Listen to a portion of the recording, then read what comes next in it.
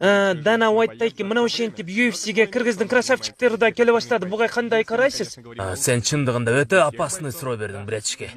Жанагы Мыктыбек Оролбай деген жигитиңер өтө эле дески экен. Бул кымыз жуттуу кыргыздын тарамышынан көп нерсени күтсө болот. Асманда жылдыз, жерде кыргыз деп бекеринен айтышпаса керек. Мен эмнегедир чочулай баштадым. UFC мындай кетиште бара-бара KGFC'ге айланып кетет го дейм. Мыктыбек Оролбай UFC'ге кирип алды, эми бут тирле кыйласын чапчыса керек.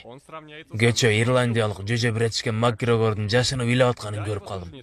Сөзүңүзгө караганда Мыктыбек Оролбай UFC'ге келип көптөрүнүн түшүнө кире баштаган турбайбы андай, Ооба, сен ушуну туура баамдап жатасың. Мыктыбек Оролбай болгондо да Кыргызстандан түштүгүнөн Оштун кара суусунан экен.